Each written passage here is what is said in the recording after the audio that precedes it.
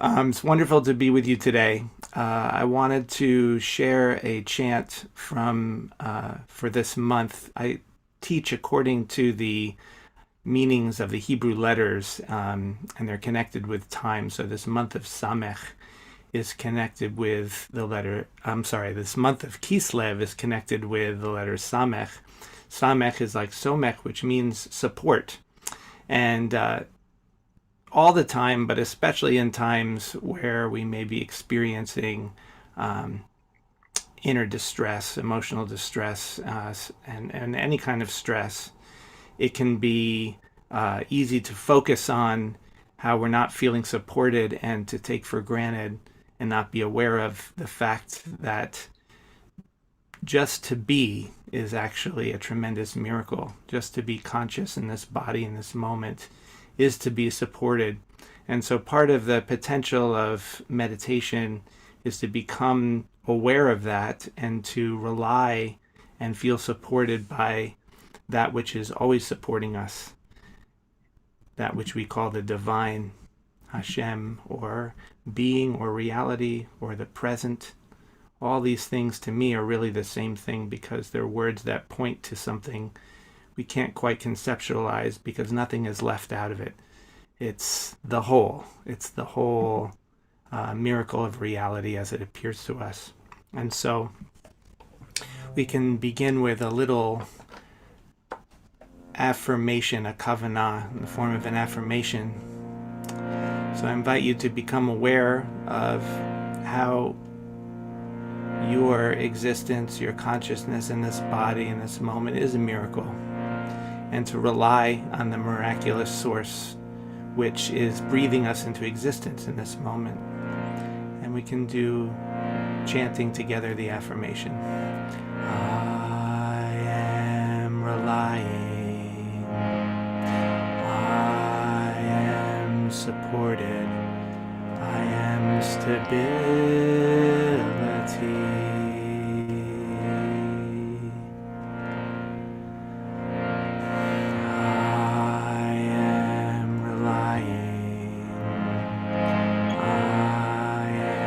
Supported. I am stability. Resting in the truth of this moment. And the chant for the letter Samech. Praising that reality that supports, that helps us to recover, that gives a sense of continuity moment to moment. So lechol hanoflim, somech lechol hanoflim. That's the first part. Somech lechol hanoflim, somech lechol hanoflim.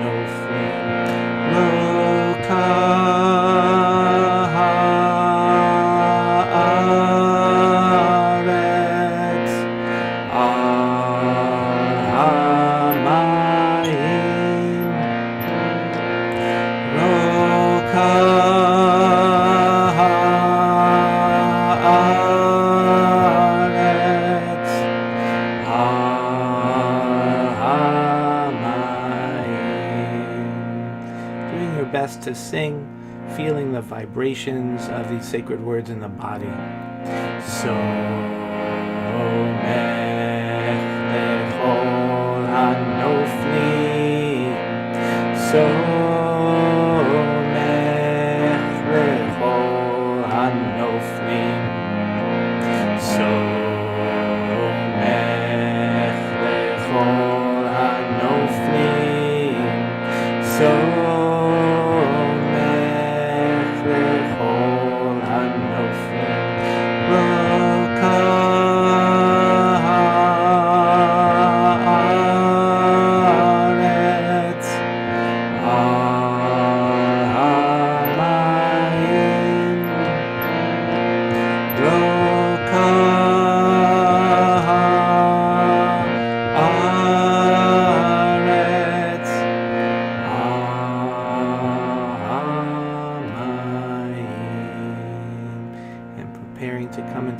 meditation, bringing forth the attitude of offering your presence, offering your attention to the fullness of this moment, however it is appearing to you right now on all levels, giving generously of your attention to the feelings, sensations, perception of sounds, bringing your right hand to your heart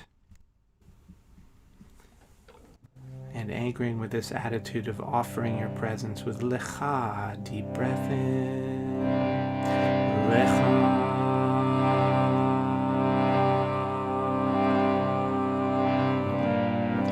and bring left hand to your belly, awareness flowing down, permeating your organs, bringing healing and gratitude to the body, flowing down through your legs, feet, and toes, rising up into your chest, shoulders and neck, arms and hands and fingers, taking a nice conscious breath, feeling the flow of breath.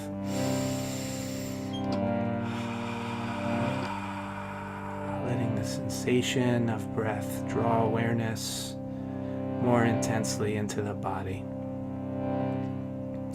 Face, facial muscles, brain and nervous system, bringing a little smile to your lips, being the loving, indwelling presence, and anchoring this body awareness with na'aseh, deep breath in, na'aseh,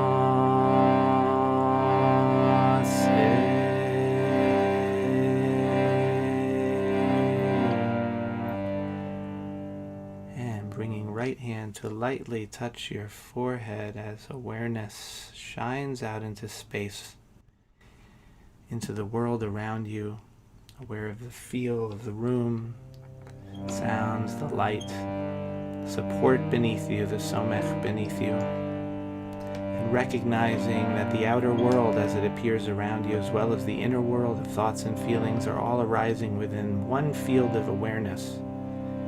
And you are this field, within but beyond the body, within but beyond thoughts and feelings, boundless and vast and free.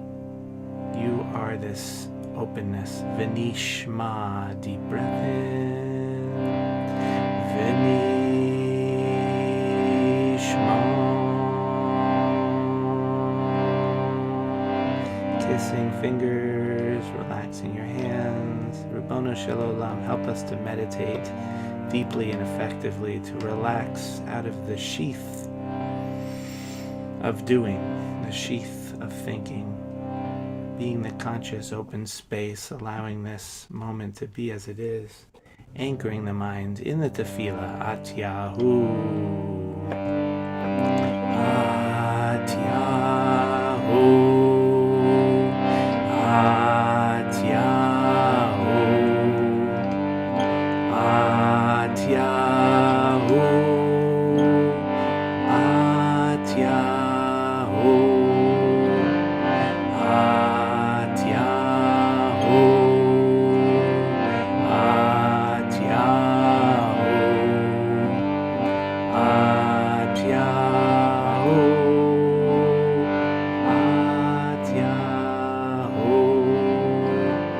At Yahu, At Yahu, At Yahu, resting the mind in At Yahu as we come into silence together for between 10 and 15 minutes.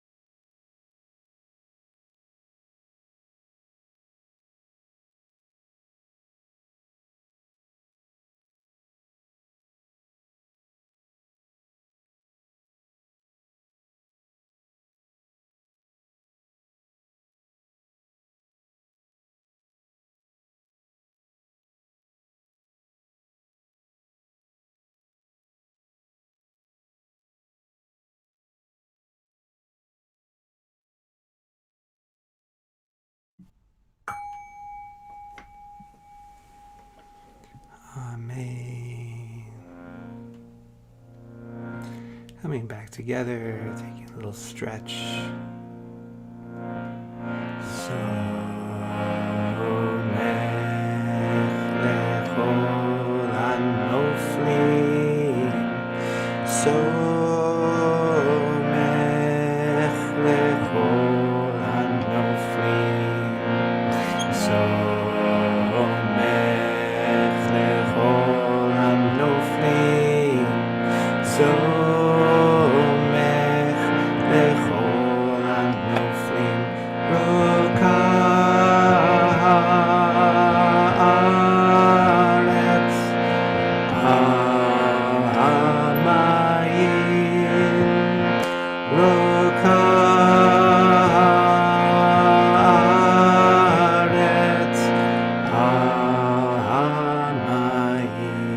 Closing the meditation, once again bringing right hand to your heart, offering your attention from the heart with Lecha, Lecha.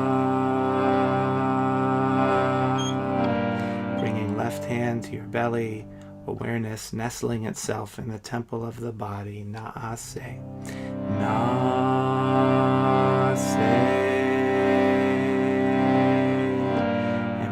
Right hand to lightly touch forehead as awareness shines out into the space around you, and you are this vast, luminescent, boundless field of consciousness itself. V'nishma, V'nishma.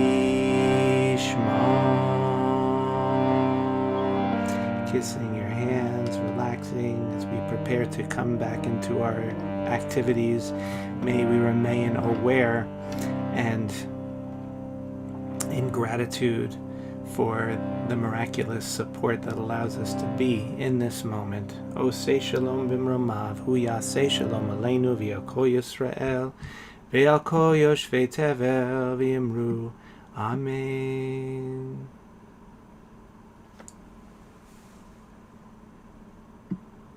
Brian, thank you so much for that wonderful teaching. Pleasure. We continue our practice, everyone, now with the recitation of Kaddish for those among us who are in mourning. I invite you, if you are in mourning, remembering someone you love, to put their name in the chat. And I actually have someone to add, so let me do that. But I invite others too, as well.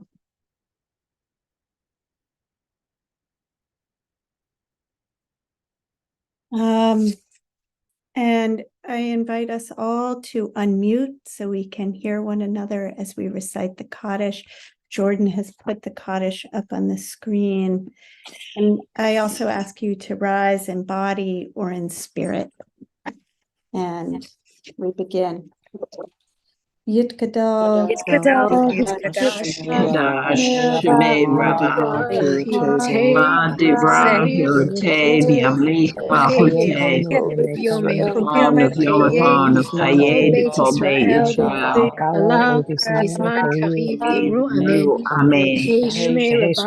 Amen. Mama, Leolam, Ome, Omaya, Har, Roman, Hadar, Vitalay,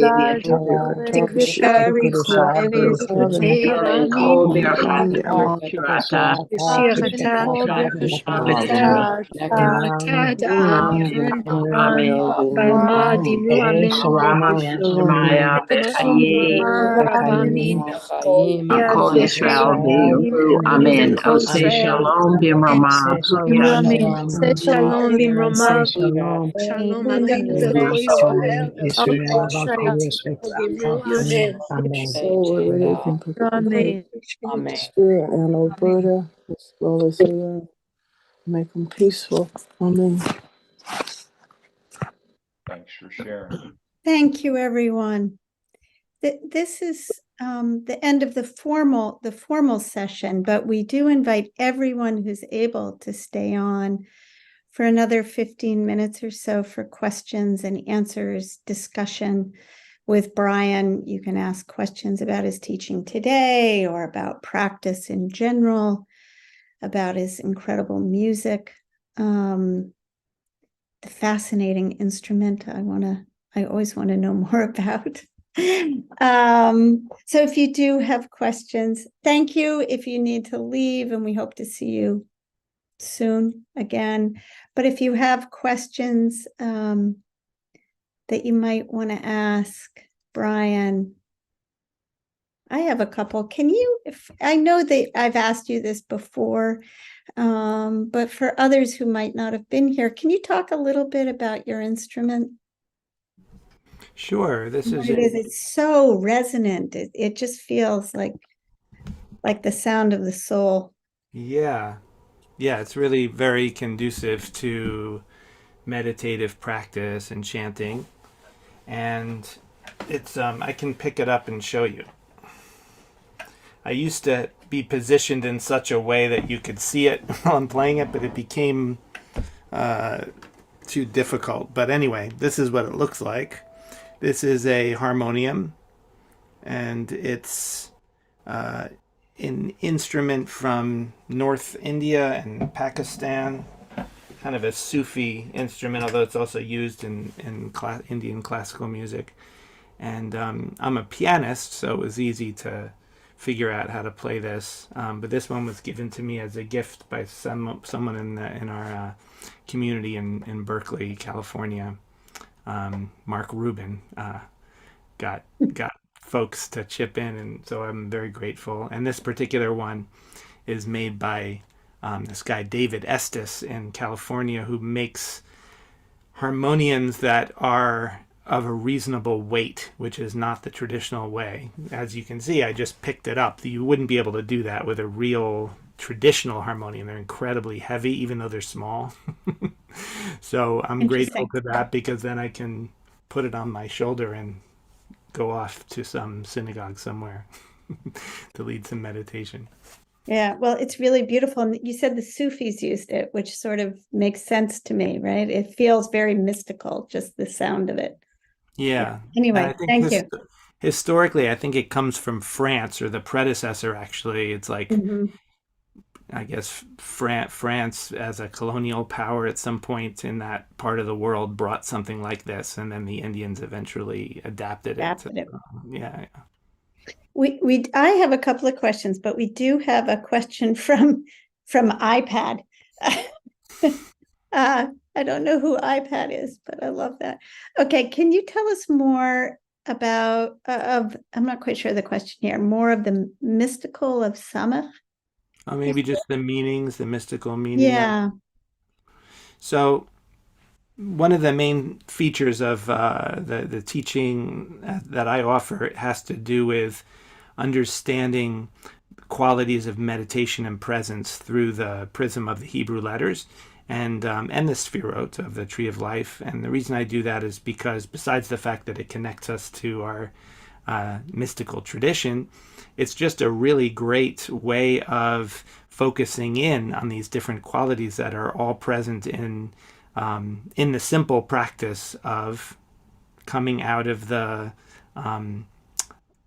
flow of mental movement and into the space of presence, which is a simple way of describing what meditation is. And so Samech is just one of them. There are many, many of them. 32 paths of presence, as I call them. But Samech is like the word Somech. It's basically the same word, and it means support.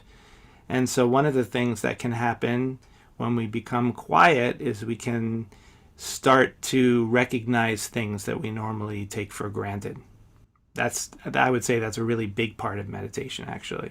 So when we're in the flow of life, we're focused on the problems and tasks that we're dealing with, and the most profound, miraculous stuff, which is always there, tends to fade into the background, and we may not be aware of it at all. And one of those things is just the fact that the vast number of forces and factors and everything that goes into sustaining us moment to moment, it's just so mind-bogglingly complex. But we can become aware of it and rely on it. It's we tend to focus on support that we're not having. And so we're reaching after some kind of support that we need. I'm not getting enough support, but actually there's so much support that's already there.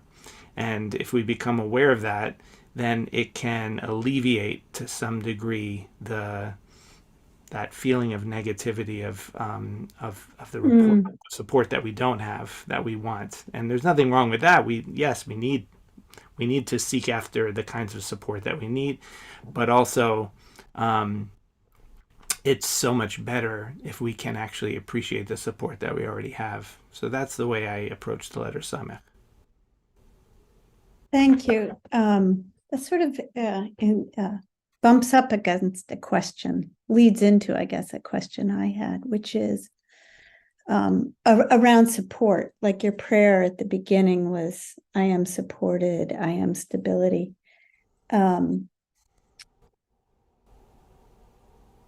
It's such a beautiful distinction you made between the distinction we want or need and the distinction we already have, but might have lost touch with.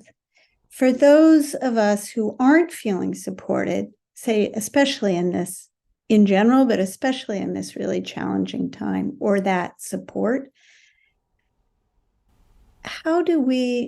is there something we need to let go of? How do we find the support that we already have?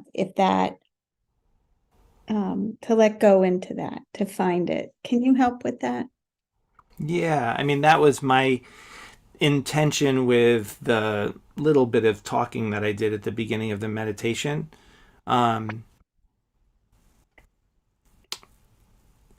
me, it's really simple. It's really just about sensing that there is there is a physical support beneath us right now, whether you're standing or sitting. And so it's not about finding it, really. If we think we have to find it, then we're already looking in the wrong place. It's really to become appreciative and aware of that which is already there means that we don't have to find it. We just have to shift from that seeking mode of looking for something that we don't have to becoming appreciative of what we do have. And, maybe it sounds a little cliche or something, but it's actually very profound, because everything we experience is in the context of our inner world. And that means our thoughts and feelings. And feelings arise on their own, but thoughts we can actually guide. We can actually choose thoughts. And when we start to do that, and when we accept the feelings that are there, that we don't have direct control over, but accept them, and then guide our thoughts to become appreciative of what's already there, then the feelings start to shift on their own into something that's more nurturing, more supportive, more conducive to enjoying the gift of this life, even amid all of the chaos and destruction. Thank you. People are making some nice comments in response to it. Sinking into our own feet instead of seeking outside of us. Sinking into our own feet instead of seeking outside of us. Yeah, that's nice. Thank you, Simka. Simka wrote that. Here's a question, also from Simka, as it happens. I play shamanic instruments and get curious of our known traditions in what we would chant with as a tribe. I've gotten to play a lot of drums. I'm not quite sure the question embedded in there, but does that, I guess the curiosity about traditions where the Jewish people chant. Well, the main one, of course, is all of the chanting that's going on in the synagogue all the time. There's a lot of the whole 2 to 3 hours that are traditionally spent in synagogue on a Shabbat morning, for example, is almost completely chanting. But that type of chanting, there's two problems with that type of chanting. One is that and this is my own opinion, this is my little critique and why I do what I do, is that our tradition has a tendency of getting bigger and bigger and more voluminous, and it's just the sheer mass of words that we have in our traditional davening practice is so much that there is some positive effect for people who know the words and are doing it. It's not to say that it's not effective at all. It's just that it also has this energy of trying to move forward and kind of really go somewhere, because you want to finish it within a certain amount of time. So I feel like that and the other problem is that many Jewish people it's inaccessible to anyway, because a lot of folks don't know all the words well enough to really chant along with that practice. So what I like to do is take pieces from that chanting and to chant it with folks in a more accessible, slow, and meditatively conducive way.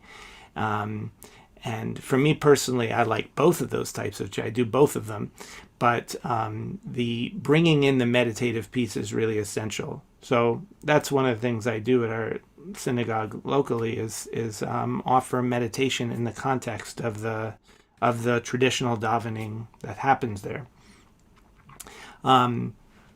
So that's something that's a lot of folks are doing that more and more.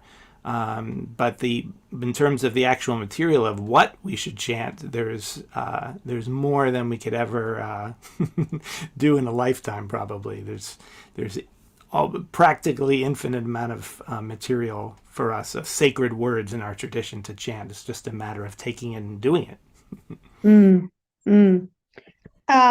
Okay, we have a question from Laura. First of all, I am going to connect you and Simca together. I've gotten Simca's email. I'm going to connect you two. I think there's a little synergy there. You can, because we're going to run out of time. If we do, I want to make sure you're connected. Laura has a question that a lot of people have resonates. Do you have any practical suggestions as to how to meditate while feeling anxiety? Which is a thing these days, especially. Yeah, for sure. My main suggestion is that meditation is good for anxiety, so do it. If you're feeling like, oh, but I can't do it, we'd have to talk about what is that about actually. For me, maybe the core thought to hold with it is just to remind ourselves that what meditation is, that it is the practice of bringing ourselves to whatever experience is happening in the moment. So if anxiety is happening, then it's helpful to shift the way we're thinking about it from wanting to get rid of the anxiety to bringing our presence to the anxiety. And that's what actually ultimately helps to dissipate it. If we're thinking of it in terms of a time-bound way, like I want to go from a state of feeling anxiety to feel more at ease, it's fine intellectually to think that. Of course, that would make sense. Why would you not want to do that? But practically, the way to do that is to bring forth the experience of ourselves on the level that's deeper than the anxiety. We have to get beyond we have to transcend the anxiety. And paradoxically, we transcend anxiety as well as any experience we're having in the moment through accepting it. Without judgment. Accepting it without judgment, without anything, without any push or pull to it. Just being with it. And if we can permit ourselves the time to sit with that and to practice that regularly, of course, it helps to practice it also all the time when we're not feeling anxiety, is also so that we can build that inner ability to live and to be from that level of our being. And then that it tends to the content of our experience, our emotions, our feelings, our thoughts tend to start reflecting that spaciousness, that openness. But we have to, the main thing is just to make that decision, like I'm going to make that part of my day every day. I'm going to sit down and do that. I'm going to bring myself to whatever the experience is that I'm having, whether it's anxiety or excitement or gratitude or positive or negative, doesn't really matter from that point of view. It's That's about helpful. being with the moment as it is. Right. My own experience, the shift can be from then I experience anxiety. I have anxiety, but I'm not anxiety. Like there are Right. moments where we have anxiety and it feels like, oh, I am anxiety. Like it's bigger than me. Right. By that being present to it, it does shrink or dissolve, and it becomes something that's just a small part of me, a smaller part of me. Yeah, That's it's like the attitude of wanting to get rid of the anxiety places ourselves inside of it. It's like yeah, the thought itself creates the experience of being locked in it, whereas the attitude of I'm going to be with this anxiety, I'm going to accept it, immediately creates the experience of being bigger than it, and it's happening within as yeah. opposed to without and trapping us. That is that great place of paradox that Yeah. lies at the heart of so much of this practice, in my experience. Okay, there was another question. I know we have to go. Can I just do one more question, Brian? Is that okay? Sure. Yeah, absolutely. Okay. From Molly, who's I love this teaching and chanting, but find the tune dark since it feels beyond a minor key, which is typical of our tunes. Can you say something about that? And Yeah. So then we'll go. um in another part of my life, I'm a composer of music, and so I like to bring that to these practices as well. And what I noticed is that in my thinking about creating melodies for the 32 paths, that is the 22 Hebrew letters and the 10 sfirot, I noticed that there are actually 31, almost 32, different scales that you can create by altering the notes in a natural major scale. So if you know about music, taking sharping and flatting various notes within the scale, you can get all these different tonal universes in a way. And they do sound strange to the Western ear because we're just not used to hearing those things. In the community that I lead a Jewish meditation community online called Torah of Awakening, and we do all of these different chants with these different scales. And I got a lot of feedback in the beginning, like, "Oh, that's so weird. How do I sing that?" And then over time, the nervous system comes to merge with it or integrate with it in some kind of way.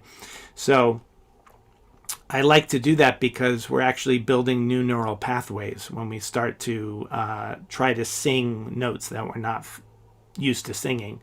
And to me, it's you can really feel it. You can feel your brain growing as you try to sing these different notes. And then when you do that, it really doesn't have like a connotation of dark or light so much. It's more of just different flavors, different richness. So for example, this is like a normal scale. La la la na na na na na. That's a regular major scale. But we can, instead of going la la la, we can go la la la la la. And that's actually a typical thing that happens in Jewish music. But we can also do other things. Instead of going la la la, we can go la la la la la. You might be familiar if you know Indian music at all. They use that particular note, a sharp 4. Anyway, I love all of these different, the richness of all the different combinations of notes. And so the invitation is that if you're chanting these, to just see if you can open to them and feel what it does to your brain as you do that. This is wonderful. This is really new for me. Like someone who wrote, I'm not really a musical person, but I'm loving this. Okay, we are way past 1:15. Brian, thank you, everybody. Thank you for the rich questions and presence that you brought today. Brian, thank you so much for your teaching and your music.